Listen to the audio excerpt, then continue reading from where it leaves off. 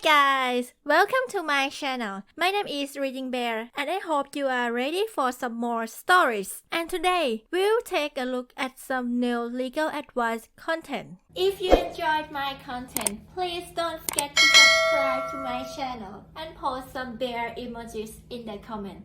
And now, let's dive right into the stories. The first one is titled, Landlord is threatening to evict if I don't take my guns out of the apartment. What are my options? I currently live in an apartment in San Diego, California. I have lived here for about 4 months with no problems. All of a sudden, I get an email from my landlord telling me that a neighbor complained about me owning guns. I asked how she could even know, and he said he couldn't say. Now, I do have several guns, but I rarely take them out of the house. When I do, they are in a hard, locked carrying case.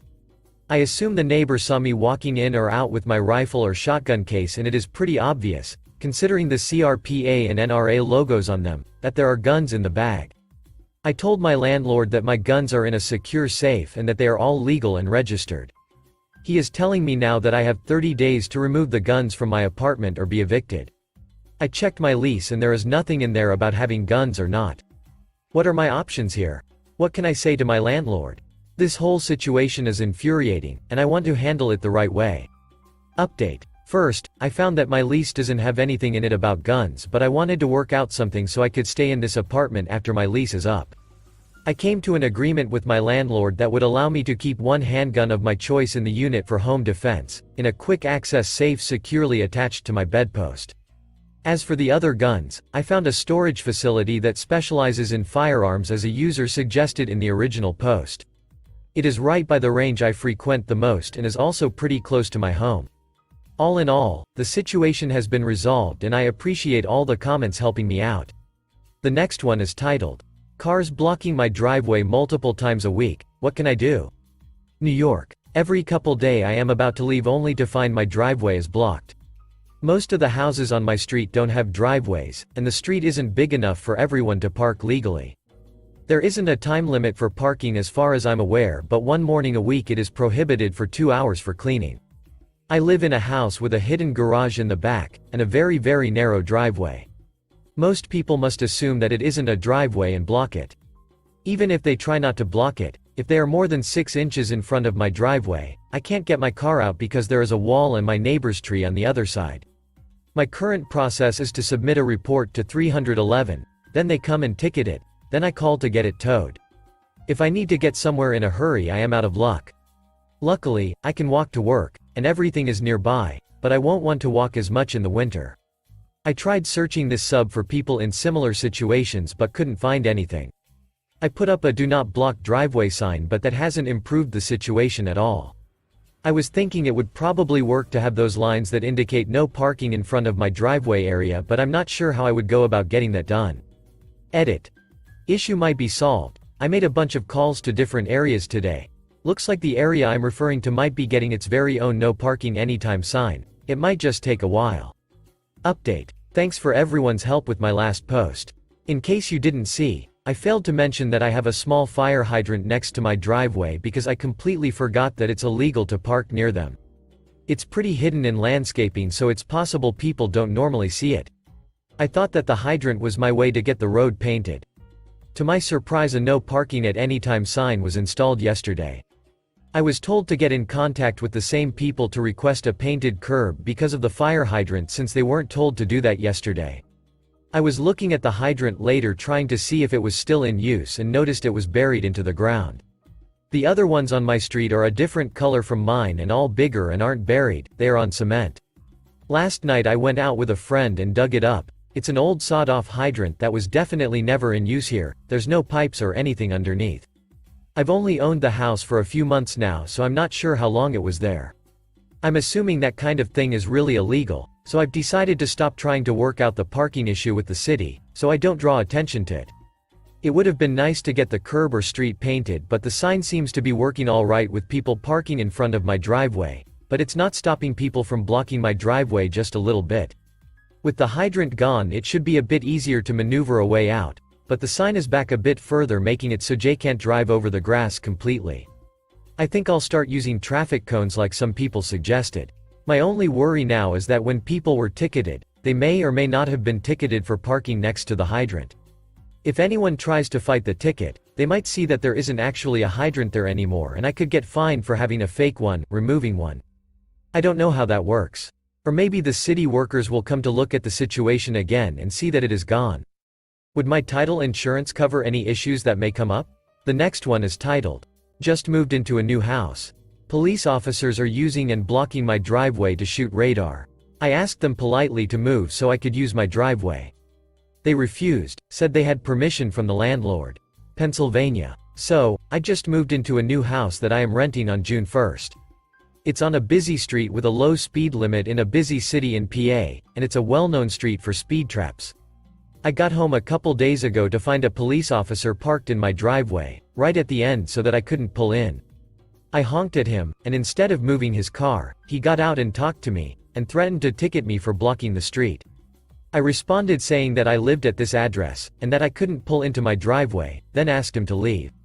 He told me that the landlord had given the department permission to use the driveway to shoot radar and also as a place to park while enforcing traffic during the Sunday rush of traffic from the church across the street. This was never stipulated in my lease, or mentioned by the landlord, whose husband was a cop, I think.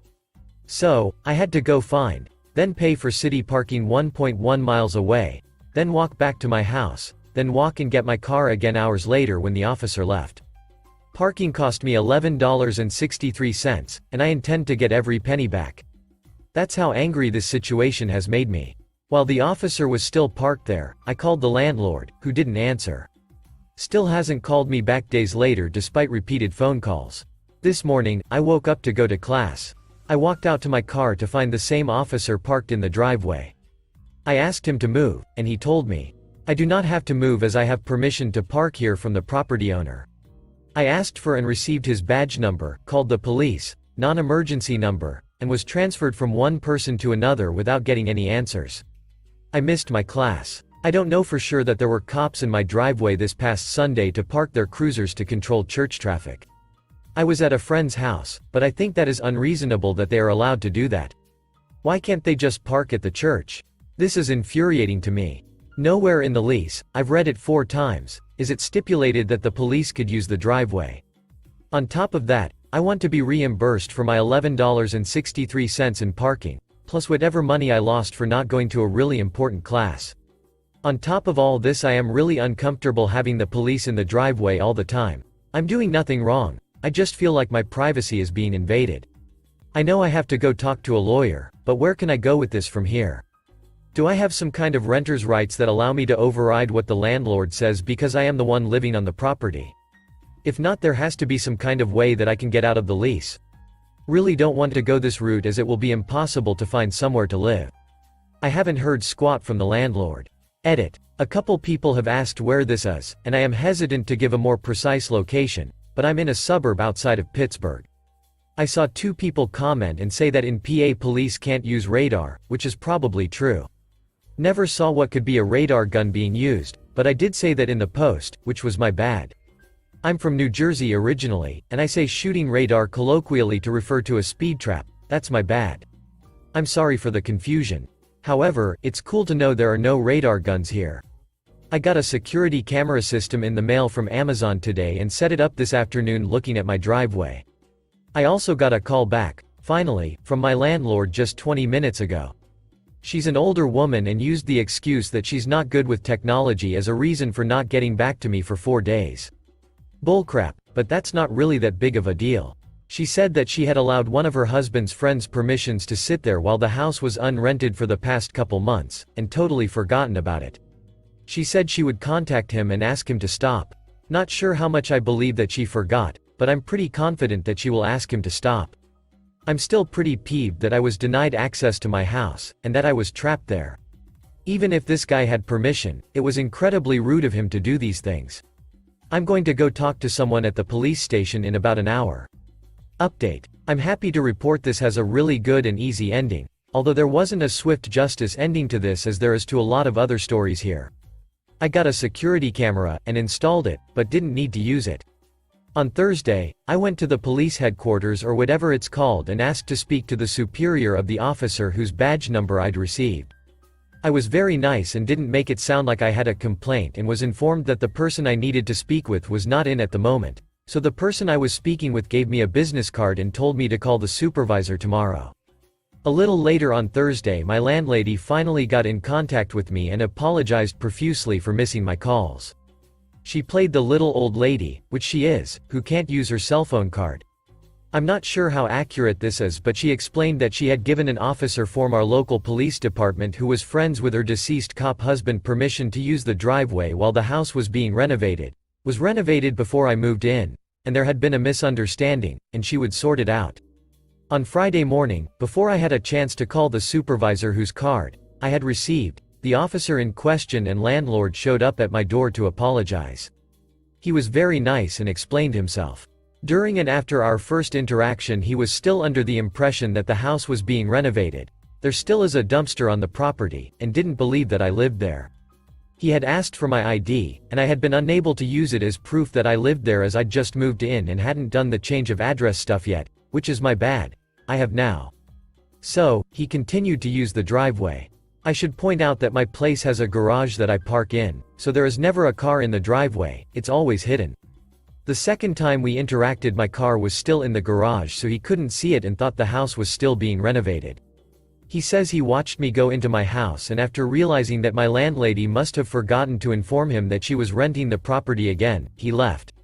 After being frustrated about missing my class 1, immediately just went back to sleep. I'd had a rough night previously, so if I take him for his word, he was only there for a couple minutes after our second interaction. He again apologized and gave me his card saying, if I ever needed anything, to give him a ring. He then asked if he could continue to use the driveway if he moved out of my way, and I respectfully declined, which he seemed understanding of, and that was that. I know. There will be people here who think that I should still go speak with this guy's supervisor, and I understand the reasoning, but for right now I'm going to take his word for it that he won't be back, because I have no video of him being there from the first 2 encounters, so it's his word against mine. If he does come back, I'll have video, and you bet your butt I'll be right into his supervisor's office with the footage. Although the second part of his explanation does seem a bit fabricated, I am not trying to make a big issue out of this because he did very sincerely apologize. My landlady is giving me a month of free rent, I have it in writing, for the trouble and to reimburse me for the parking, missed class, and so on. Hoping I never have to be bothered with something as idiotic as this again, but if I do now, I have a camera and know what to do. I made a shitty diagram explaining my property layout so because people were wondering why he couldn't be bothered to move or other questions. I have neighbors with fences on either side and my house goes further back, but that is irrelevant, and in the front, there is just a sidewalk and then the road. The last one is titled, Went on 3 dates, got served with a restraining order after I asked for space.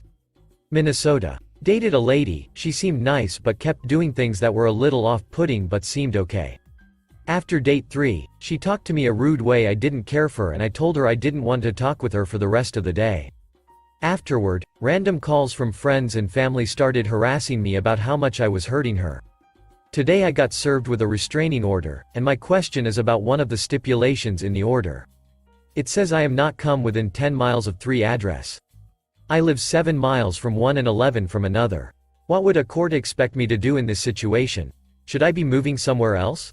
Does being at my home violate the order? Update. I'm an absolute fool. The paper is genuine. I was able to verify this with a deputy, who I talked to. I was misreading it and got what she asked for confused with the actual court order, which is 1 year and only 5 blocks around her house. Still gonna fight it out of principle. But thank you everyone, you helped figure out my mistake by running this all down with me. I'm sorry I ultimately wasted your efforts on something much more mundane. Update 2. As of this morning, I have now successfully had her order dismissed and been granted one against her. I did hire a lawyer who walked me through everything.